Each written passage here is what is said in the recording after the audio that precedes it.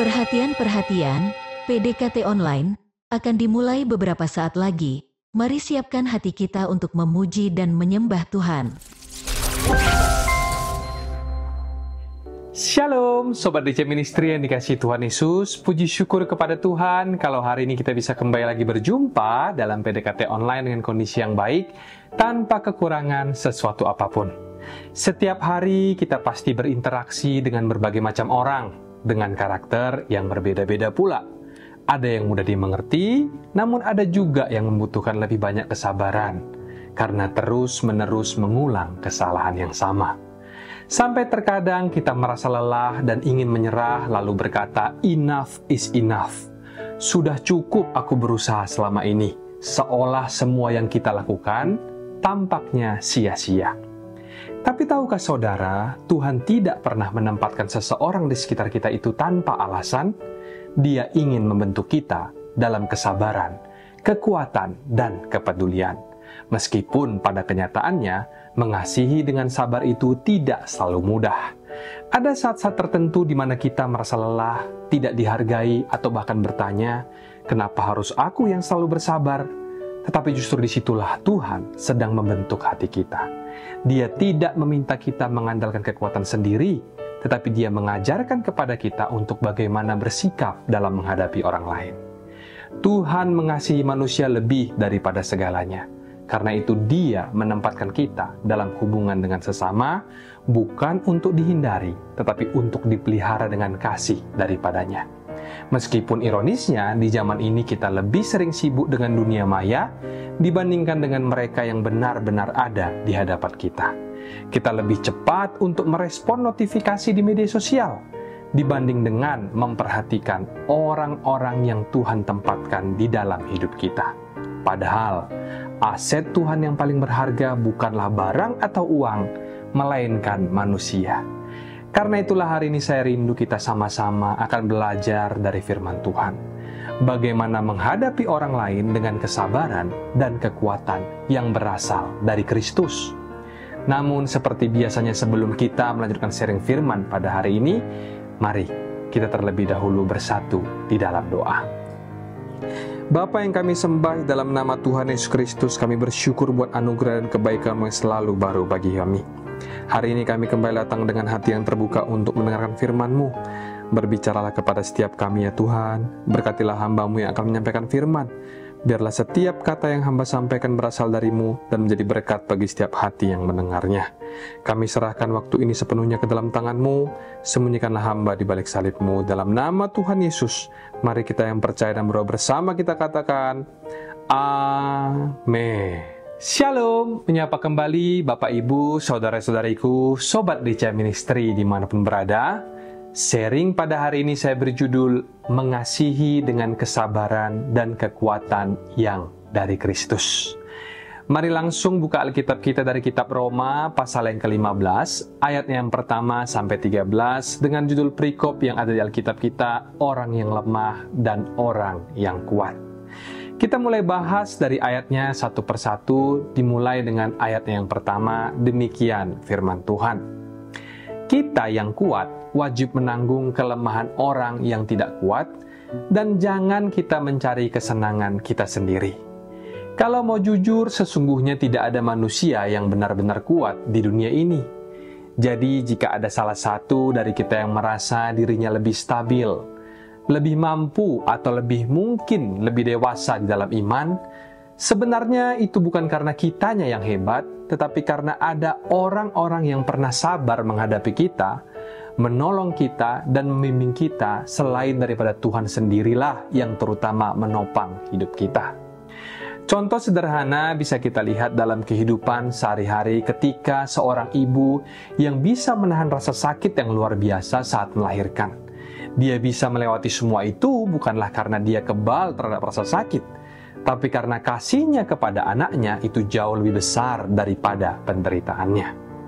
Dan dari sini kita bisa belajar bahwa kekuatan sejati itu bukanlah sekedar soal ketangguhan fisik ataupun mental, tetapi soal kesiapan untuk bertahan demi orang lain. Dalam Roma 15 ayat pertama yang kita baca tadi mengajarkan bahwa orang yang lebih kuat harus menanggung kelemahan orang yang lebih lemah. Ayat ini bukan hanya bicara tentang menolong, tetapi juga tentang bersabar dan membimbing dengan kasih. Ada tipe orang yang lemah dalam iman, ada juga tipe orang yang lemah di dalam karakter, dan mereka tidak bisa langsung berubah di dalam semalam. Tugas kitalah untuk bersabar dan membimbing mereka, bukan untuk menghakimi mereka. Yesus sendiri datang ke dunia bukanlah untuk mencari kepentingannya sendiri, tetapi untuk menanggung kelemahan daripada setiap kita. Dia tidak pernah berkata, "Aku capek" ataupun "Aku lelah." Tapi Yesus tetap mengasihi dan tetap sabar melayani meskipun sering disalahpahami, ditolak, bahkan dikhianati. Jika Yesus saja tidak menyerah terhadap kita, mengapa kita begitu mudah menyerah terhadap orang lain? Sekalipun sebagai manusia saya tahu kita punya keterbatasan, dan itulah sebabnya kita tidak bisa menjadi kuat dengan kekuatan sendiri. Kita butuh Tuhan. Firman Tuhan dalam Yesaya 40 ayat ke-29 berkata, "Dia memberi kekuatan kepada yang lelah dan menambah semangat kepada yang tiada berdaya." Jika kita hanya mengandalkan kekuatan sendiri, maka kita akan cepat menyerah. Tapi kalau kita hidup untuk sesuatu yang lebih besar dari diri kita sendiri, yaitu untuk melayani dan menjadi berkat bagi sesama kita, maka Tuhan sendirilah yang akan memberikan kepada kita kekuatan. Karena itu mari kita berhenti hidup hanya untuk kepentingan pribadi. Semakin kita hidup untuk orang lain, maka semakin kita mengalami sukacita yang sejati. Karena hidup yang penuh makna itu bukan diukur dari berapa banyak yang kita miliki, tetapi dari berapa banyak yang kita bagikan. Kita lanjut ke ayat berikutnya. Di ayat kedua dikatakan, setiap orang di antara kita harus mencari kesenangan sesama kita demi kebaikannya untuk membangunnya. Kadang kita berpikir bahwa mencari kesenangan sesama berarti harus membuat semua orang bahagia atau seolah hidup untuk memenuhi semua ekspektasi mereka. Tetapi tidak selamanya begitu, saudaraku. Yang ada justru malah sebaliknya. Jika kita terus-menerus berusaha menyenangkan semua orang, seringkali kita yang malah akan kecewa karena pada kenyataannya tidak peduli sebaik apapun kita berusaha, selalu saja akan ada orang di sekitar kita yang merasa kurang puas. Jadi terimalah sebuah kenyataan di mana kita tidak bisa menyenangkan semua orang dan itu tidak apa-apa. Tuhan pun tidak meminta kita untuk hidup mengikuti ekspektasi manusia, tetapi Tuhan rindu agar setiap kita punya hati yang peka, peduli dan juga membangun sesama. Bukanlah menjadi orang yang selalu berkata iya pada semua orang atau menjadi orang yang mirip seperti bunglon yang berubah demi hanya untuk diterima. Bukan demikian, saudara.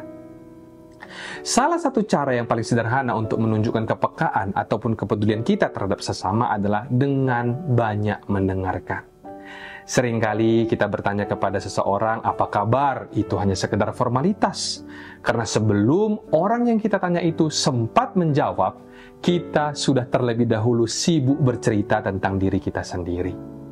Mari mulai luangkan waktu kita untuk benar-benar mendengar dan memahami apa yang orang lain sedang rasakan. Jangan hanya merespon sekedar karena sopan santun, tetapi responlah karena benar-benar peduli. Bukan hanya sekedar merasa iba ataupun simpati terhadap kondisi yang dialami oleh seseorang, tetapi kita mulai mencoba untuk lanjut bertanya, apa yang kira-kira bisa aku lakukan untuk membantu orang tersebut. Sekalipun kita harus tak berhikmat saat berada dalam situasi demikian, sebab Tuhan tidak memanggil kita untuk menjadi orang yang mudah dimanfaatkan atau kehilangan prinsip hanya demi diterima. Seperti apa yang Paulus pernah katakan dalam 1 Korintus 9 ayat ke-20, kepada orang Yunani, aku bertindak seperti orang Yunani. Kepada orang Yahudi, aku bertindak seperti orang Yahudi. Ini bukan berarti kalau Paulus tidak punya prinsip. Paulus tetap teguh dalam imannya, tetapi dia belajar untuk memahami orang lain agar bisa membawa mereka kepada Kristus. Kita pun juga dipanggil untuk memiliki hati yang sama. Belajar untuk menjadi peka tetapi bukan pelin-pelan, beradaptasi tetapi tidak kehilangan identitas. Ini sangat penting karena dunia hari ini penuh dengan orang-orang yang hidup hanya untuk dirinya sendiri. Banyak orang cerdas dan juga berbakat yang akhirnya gagal dalam kehidupan karena mereka hanya fokus pada diri mereka sendiri. Berbeda halnya dengan orang-orang yang peduli dan hidup untuk membangun orang lain. Nantinya mereka akan melihat bagaimana Tuhan memberkati hidup daripada mereka dengan cara yang luar biasa. Banyak orang bisa menjadi panutan, tetapi hanya Yesuslah yang sempurna dalam kasih, kesabaran, dan pengorbanannya.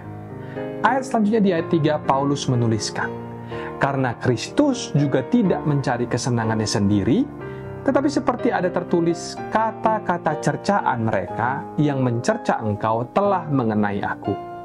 Yesus tidak hidup untuk menyenangkan dirinya sendiri. Dia datang ke dunia bukan untuk mencari keuntungan, tetapi untuk melakukan kehendak Bapa di sorga.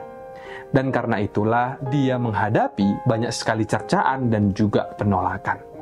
Kebencian yang ditujukan kepada kebenaran seringkali dilampiaskan kepada orang yang membawanya. Dan inilah yang dialami oleh Tuhan Yesus. Orang Farisi membenci ajarannya bukan karena dia melakukan kesalahan, tapi karena dia berbicara tentang kebenaran yang tidak mereka sukai. Hal yang sama juga berlaku bagi kita. Ketika kita memilih untuk hidup benar, kita akan menghadapi banyak sekali tantangan. Kita mungkin dicemooh, ditolak, atau bahkan dianggap aneh. Tapi yang namanya mengikut Yesus itu berarti kita juga harus siap membayar harganya. Kita bisa melihat dari kehidupan Yesus sehari-hari bahwa ia tidak hidup untuk kesenangannya sendiri. Kita tahu kalau Yesus lahir di palungan, bukanlah di istana. Dia besarkan dalam kesederhanaan, bukan di dalam kemewahan. Bahkan di saat pelayanan di dunia pun, Yesus tidak punya rumah sendiri alias ngontrak. Sebab tidak ada dikatakan di Alkitab kalau Yesus punya rumah sendiri. Pada saat itu, Yesus tinggal dan melayani di Kapernaum, dan pada suatu kali ketika Yesus pulang ke rumah yang dia tinggali, rumah itu sudah penuh sesak dengan orang-orang yang mencari kesembuhan. Bahkan atap rumah itu pun sampai dilubangi oleh 4 orang yang ingin menurunkan seorang teman mereka yang lumpuh. Tetapi Tuhan Yesus tidak marah ketika atap rumah kontrakannya itu dirusak. Dia tidak berkata siapa nanti yang akan membayar ganti ruginya, atau kenapa kok jadi aku yang harus menanggung semua ini. Yang ada malah sebaliknya, Yesus mengampuni dosa orang itu dan juga menyembuhkannya. Yesus tidak pernah mementingkan dirinya sendiri. Dia terus memberi, melayani, dan mengorbankan dirinya untuk orang lain. Dan karena itulah Allah meninggikan namanya di atas segala nama. Jadi kalau ada dari antara kita yang hari ini mungkin bertanya, mengapa hidupku kok sulit, atau mengapa doa-doaku kok belum dijawab oleh Tuhan? Mungkin jawaban doa kita itu tertunda bukanlah karena Tuhan menolak kita, tetapi karena Tuhan ingin membentuk hati kita terlebih dahulu. Tuhan ingin kita belajar hidup bukan untuk diri sendiri, tetapi untuk orang lain. Di ayat selanjutnya, ayat keempat, Paulus melanjutkan, sebab segala sesuatu yang ditulis dahulu telah ditulis untuk menjadi pelajaran bagi kita, supaya kita teguh berpegang pada pengharapan oleh ketekunan dan penghiburan dari kitab suci. Di saat kita hari ini membaca tentang bagaimana Yesus tetap sabar dan taat, di situ kita juga belajar bahwa kita juga bisa bertahan. Firman Tuhan memberikan kepada kita penghiburan di tengah kesulitan dan membangun ketekunan di dalam menghadapi tantangan. Dengan firman, kita tetap berpegang kepada pengharapan bahwa Tuhan itu selalu setia bahkan di saat kita yang seringkali kedapatan tidak setia. Maka dari itu di ayat kelima Paulus berdoa, semoga Allah yang adalah sumber ketekunan dan penghiburan mengaruniakan kerukunan kepada kamu sesuai dengan kehendak Kristus Yesus. Ketekunan di sini itu maksudnya sebuah sikap yang tidak mudah menyerah. Sedangkan penghiburan itu maksudnya kita senantiasa dikuatkan di dalam proses menjalaninya. Dan jikalau ketekunan dan penghiburan ini disatukan, maka akan keluarlah yang namanya kesabaran yang sejati. Orang yang sabar bukanlah berarti orang yang pasrah tanpa daya, tetapi orang yang sabar itu dia tetap bertahan karena dia memiliki pengharapan. Seperti seorang ibu yang menahan sakit melahirkan. Dia bisa bertahan karena dia tahu bahwa sebentar lagi anaknya akan lahir. Orang Kristen bersabar bukan karena tidak bisa berbuat apa-apa, tetapi orang Kristen bersabar karena kita tahu bahwa janji Tuhan itu pasti digenapi. Semakin kita bertumbuh dalam kesabaran, maka semakin Tuhan bisa mempercayakan tanggung jawab yang lebih besar kepada kita. Oleh sebab itu, marilah kita belajar untuk lebih sabar, lebih kuat, dan lebih peduli terhadap sesama. Belajarlah dari Yesus. Dia tidak hidup untuk dirinya sendiri, tapi selalu memikirkan orang lain. Jangan membalas kejahatan dengan kejahatan, dan tetaplah berbuat baik bahkan kepada orang yang tidak menghargai kita. Serta bersabarlah bukan karena takut, tetapi karena kita tahu Tuhan ada di pihak kita. Karena di dalam kesabaran itu ada berkat, dan di dalam ketekunan itu ada kemenangan.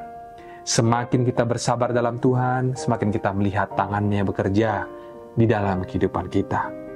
Paulus di dalam ayat yang ke-6 menjelaskan kepada kita apa sesungguhnya tujuan daripada kesabaran itu. Dikatakan demikian, sehingga dengan satu hati dan satu suara kamu memuliakan Allah dan Bapa Tuhan kita, Yesus Kristus.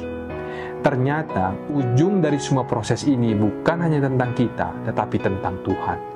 Kesabaran, ketekunan, dan penghiburan yang kita pelajari bukan hanya sekedar untuk membuat hidup kita lebih damai, tetapi untuk memuliakan Tuhan melalui hidup kita yang harmonis.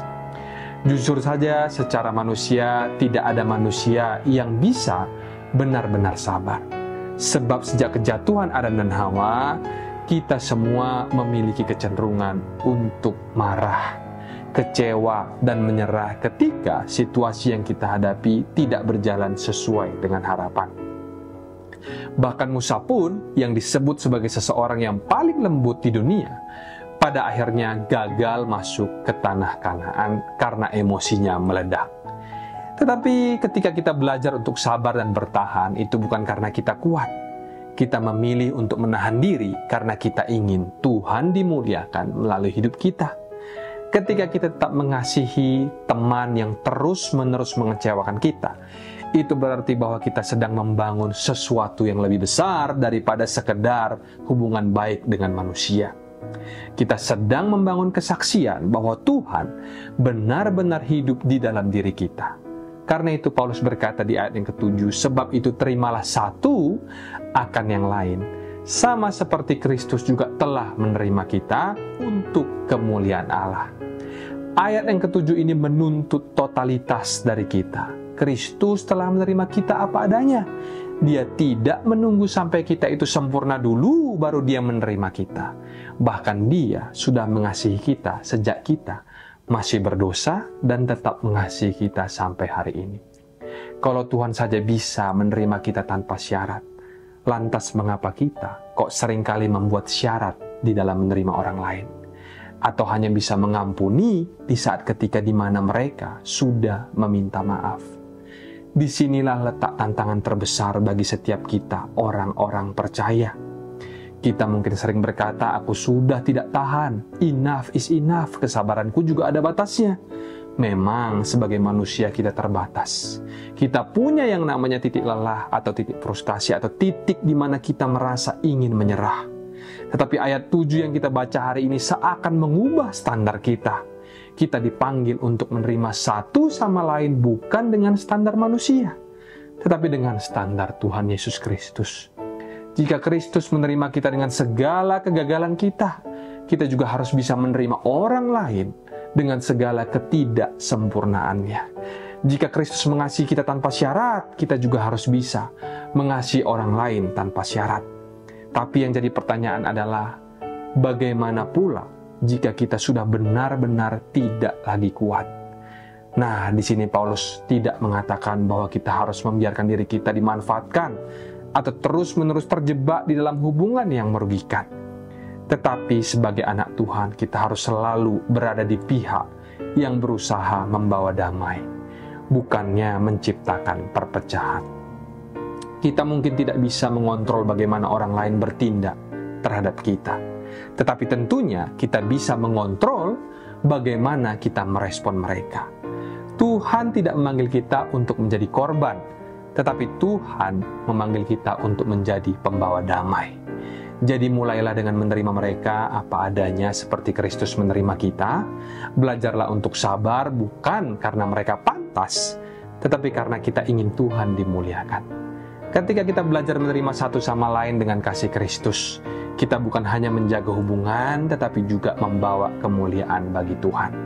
Karena pada akhirnya, hidup bukan tentang siapa yang paling benar, tetapi tentang siapa yang paling bersedia untuk mengasihi. Setelah Paulus berbicara tentang pentingnya kesabaran dan bagaimana kita harus saling menerima, ia menutup bagian ini dengan meneguhkan janji Tuhan bahwa kasih-Nya bukan hanya untuk bangsa Yahudi, tetapi juga bagi semua bangsa.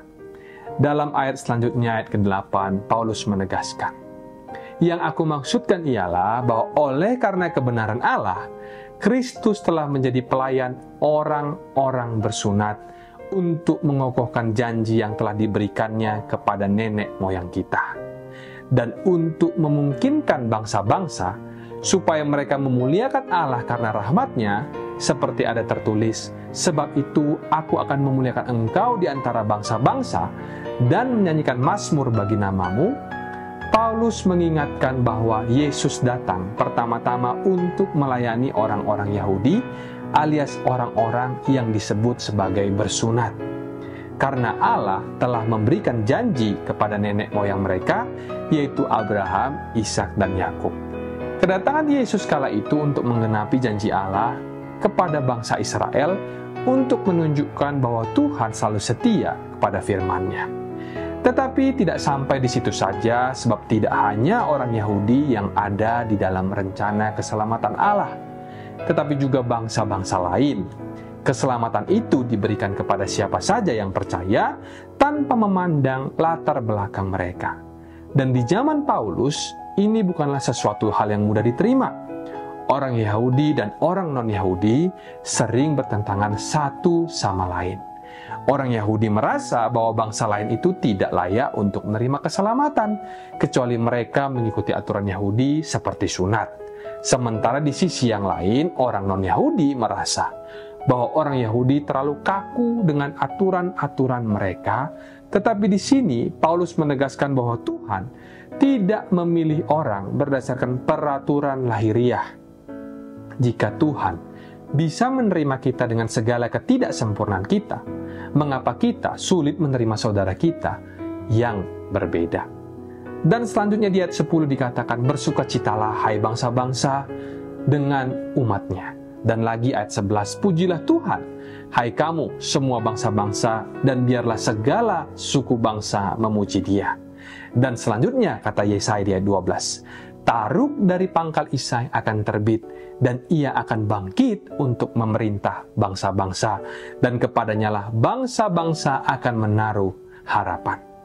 Yesus adalah taruk dari pangkal Isai. Artinya, dia adalah keturunan Daud yang akan datang sebagai penguasa yang adil bagi semua bangsa. Dan lebih dari itu, kepadanya lah semua orang akan menaruh harapan. Hari ini kita adalah bagian dari penggenapan janji itu. Keselamatan bukan hanya untuk suatu suku, ras, ataupun bangsa, tapi bagi semua orang yang percaya kepada Yesus. Yesus datang bukan hanya untuk menyelamatkan satu kelompok tertentu, tapi untuk membawa keselamatan bagi seluruh dunia. Karena itu kita juga harus belajar melihat setiap orang dengan kasih Tuhan. Lalu Paulus mengakhiri dengan sebuah doa dalam Roma 15 ayat ke-13. "Semoga Allah, sumber pengharapan, memenuhi kamu dengan segala sukacita dan damai sejahtera dalam iman kamu, supaya oleh kekuatan Roh Kudus kamu berlimpah-limpah di dalam pengharapan." Paulus ingin kita menutup perenungan ini dengan iman dan pengharapan. Dia mengingatkan kita bahwa Tuhan adalah sumber pengharapan kita. Ketika kita merasa tidak sanggup bersabar, ingatlah bahwa Tuhan yang memberikan kepada kita kekuatan. Dan dari sharing hari ini, saya rangkum jadi 3 poin penting yang akan menolong kita untuk hidup dalam kesabaran dan kekuatan yang daripada Tuhan. Poin yang pertama, kesabaran bukan soal menahan diri, tapi soal menjadi berkat. Poin yang kedua, jangan cepat menyerah kepada orang lain karena Tuhan pun tidak pernah menyerah terhadap kita.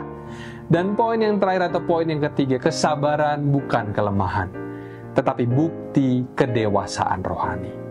Seringkali kita merasa bahwa bersabar adalah beban, tapi Roma 15 ayat 1-13 yang hari ini kita baca mengajarkan bahwa kesabaran adalah kunci untuk menuju berkat yang lebih besar. Ketika kita lebih sabar, kita semakin dekat dengan hati Tuhan. Dan ketika kita tetap berharap, kita sedang membuka pintu mujizat di dalam hidup kita. Sebab itu, jangan menyerah saudaraku. Tuhan melihat kesabaranmu dan Dia yang akan memberkatimu. Demikian sharing pada hari ini. Mari kita bersatu hati di dalam doa. Bapa yang kami sembah, dalam nama Tuhan Yesus Kristus kami bersyukur buat firman-Mu yang kembali mengingatkan kami untuk hidup dengan lebih sabar, lebih kuat dan lebih peduli terhadap orang lain, seperti yang telah Tuhan Yesus teladankan bagi kami. Kami sadar kalau mengasihi dengan sabar bukanlah hal yang mudah, tetapi kami mau percaya Tuhanlah yang akan memampukan kami. Bentuklah hati kami ya Tuhan, agar tidak hanya terfokus pada diri kami sendiri, tapi selalu siap untuk menjadi berkat bagi orang lain di sekitar kami. Hari ini kami juga mau berdoa buat semua sobat DC Ministry di mana mereka berada. Biarlah kasih dan anugerah-Mu terus nantiasa memulihkan, menguatkan, dan memberkati setiap orang yang berharap dan mengandalkan Engkau. Di dalam nama Tuhan Yesus Kristus, mari kita yang percaya dan berdoa bersama kita katakan, Amin. Mari kita buka hati dan angkat tangan untuk yang berkat daripada Tuhan. Terimalah kiranya berkat dari Allah Bapa, cinta kasih Tuhan Yesus Kristus, penyertaan Allah Roh Kudus akan menyertai hidupmu mulai hari ini, bahkan sampai kali yang kedua Tuhan Yesus datang menjemput kita, namamu tercatat di dalam kitab kehidupan. Dalam nama Tuhan Yesus yang percaya dan berkati, katakan bersama, Amin, Amin, Amin. Tuhan Yesus memberkati, Shalom dan sampai jumpa. Oke.